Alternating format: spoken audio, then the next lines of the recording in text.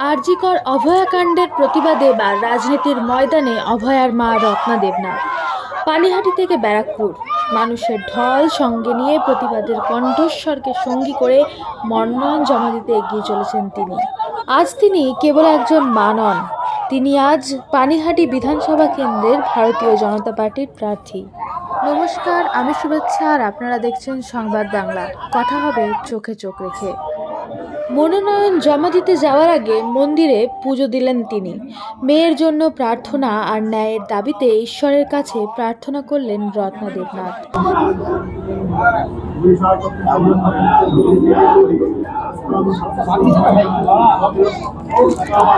তারপরেই পানিহাটি থেকে ব্যারাকপুর মানুষের ঢল সঙ্গে নিয়ে প্রতিবাদের কণ্ঠস্বরকে সঙ্গী করে এগিয়ে চললেন তিনি। একটি তারিখ, 9 তারিখ, এই দিনটি বেছে নিলেন রত্না দেবনাথ, কারণ এই দিনেই জন্ম হয়েছিল তার মেয়ের, আর এই দিনেই ঘটে সেই নৃশংস ঘটনা যা নাড়িয়ে দিয়েছিল গোটা রাজ্যকে।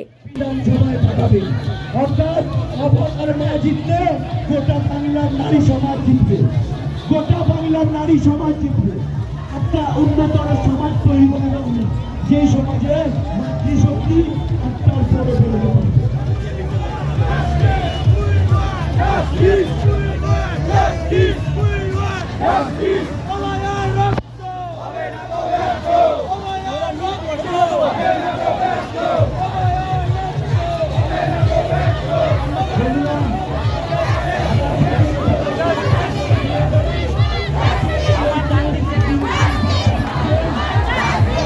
পানিহাটি থেকে ব্যারাকপুর এই দীর্ঘ পথে হাজার হাজার মানুষকে সাথে নিয়ে প্রচার করতে করতে আজ তিনি চলেছেন মনোনয়ন জমা দিতে। তার এই লড়াইয়ে আজ পাশে দাঁড়িয়েছেন কেন্দ্রীয় নেত্রী স্মৃতি ইরানি এবং বিপ্লব দেব। কিন্তু রাজনীতির ময়দানে আজ রত্নাদির কণ্ঠস্বর কেমন শোনালো? নিজের মেয়ের বিচার এবং বাংলার মা বোনেদের সুরক্ষার ডাক দিয়ে রত্নাদি কি বললেন, শুনুন তার সেই আবেগ ঘন বার্তা। তাকে দুষ্কৃতীরা খুন করেছে, তাই আমি আজ 9 তারিখেই আমি যাচ্ছি মনোনয়নপত্র জমা দিতে এবং বিজেপি প্রার্থী হিসাবে জয়েন করতে। আপনারা সবাই আমার সাথে থাকবেন, আগেও যেমনভাবে ছিলেন এখনো ঠিক তেমনভাবেই থাকবেন। এই দুর্নীতিবাজ একজন মুখ্যমন্ত্রী যিনি নারীদের সুরক্ষা দিতে পারেন না বলে বলেন 8টার পরে মেয়েরা বাইরে বেরোবে না, মেয়েদের নাইট ডিউটি দেওয়া হবে না। তো এই মহিলা মুখ্যমন্ত্রী আমাদের সবার লজ্জা, এটা পশ্চিমবঙ্গের লজ্জা, এটা পানিহাটিবাসীর লজ্জা। তাই সবাই একসাথে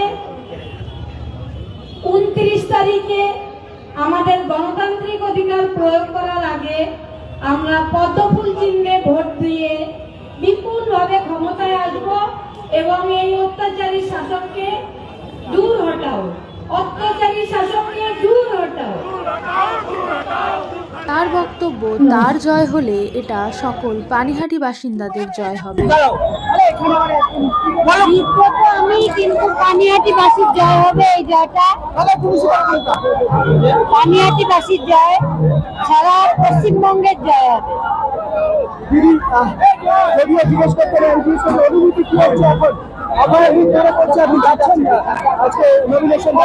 সবসময় হৃদয়ে থাকে, ওটা আমি ভুলি না। যন্ত্রণা হচ্ছে মনে, প্রতিশোধের মনে হচ্ছে, বলেন প্রচুর যন্ত্রণা, প্রচুর কষ্ট, এই অনুভূতিটা আমার নিজের, এটা আমি কাউকে শেয়ার করতে পারি না।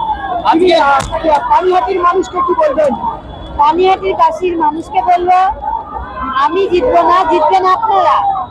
আপনারা জিতে আসবেন এবং আপনাদের উপর যে অত্যাচার হচ্ছে, যে অত্যাচার চালানো হচ্ছে, আপনারাই সামনে এসে বলবেন, আমি সেটা বলবো বিধানসভা। আপনি সারা দেশের নারী সুরক্ষার প্রতি, সারা দেশের নারীদের নিয়ে কি বলতে চান আজকে?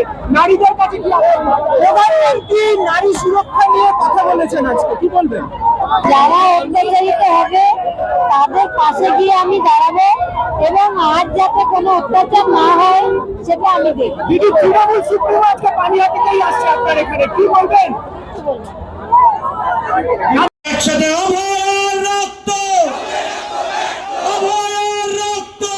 তবে তবে এদিনের বিশেষ আকর্ষণ ছিল কেন্দ্রীয় মন্ত্রী স্মৃতি ইরানির সম্পূর্ণ বাংলা ভাষণ। খাস বাঙালির মতোই স্পষ্ট উচ্চারণে বাংলা মেয়েদের সম্মান এবং বর্তমান ব্যবস্থার পরিবর্তনের ডাক দিলেন তিনি। দেখুন স্মৃতি ইরানির সেই বার্তা। একটি মা আজকে নিজের ডেমোক্রেটিক ক্ষমতা, ডেমোক্রেটিক রাইটকে এক্সারসাইজ করছেন। ওই মাটা জীবনে বেশ খেটে নিজের মেয়েকে ডাক্তার করেছিল, মেয়ের জন্য বহু স্বপ্ন দেখেছিল। কিন্তু আজ যে রত্নাদি বলেছেন 9 তারিখে উনি ফোন পেলেছিলেন। পশ্চিমবাংলার এক একটি মহিলার প্রতীক, এক একটি মায়ের প্রতীক, যারা ন্যায় চায়, যারা চায় কি এই অন্যায়ের শাসনটা বন্ধ হোক। তাই আপনাদের সবাইকে হাত জোড় করে বলছি, এই মাকে আপনারা রক্ষা করুন, এই মাকে আপনারা আশীর্বাদটা দিন। বিজেপি সরকার আসলে কি কি কাজ করবে? দিদি, বিজেপি সরকার আসলে নারী নির্যাতন বন্ধে জন্য কি কাজ করবে? যেই পশ্চিমবাংলায় মমতা ব্যানার্জি বারবার বলেছেন কি মেয়েদেরকে 8 রাতের পরে বাইরে আসা উচিত না, যে টিএমসির গুন্ডারা যে বহু মহিলারা পশ্চিমবাংলায় ধর্ষিত হয়েছে, যারা মা মাটি মানুষের কথা বলেছিল, ওরা পশ্চিমবাংলায় হিংসা করে কত মায়ের বাচ্চাদেরকে মেরে ফেলেছে, এটা আমরাও জানি। তাই এই ইলেকশন আবার মারা সম্মান পায়, এই আমরা সংকল্প নিয়ে আগে বাড়ছি। যদি নিজের ডেমোক্রেটিক রাইটকে এক্সারসাইজ করতে চায়, তাই কি টিএমসির গুন্ডারা ওই মাকে আবার বদনাম করবে? দীর্ঘ পথ পেরিয়ে হাজার মানুষের আশীর্বাদ নিয়ে মনোনয়ন জমা করেছেন রত্নাদি। আরজিকর থেকে ব্যারাকপুর, বিচারের দাবি কি এবার ব্যালট বক্সে প্রতিফলিত হবে? সময় দেবে সেই উত্তর। আপনার কি মনে হয় তা অতি অবশ্যই কমেন্টে জানাবেন। ভিডিওটি ভালো লাগলে লাইক করবেন এবং এরকমই আরও আপডেট পেতে চ্যানেলটি সাবস্ক্রাইব করে আমাদের সঙ্গে থাকবেন। অসংখ্য ধন্যবাদ।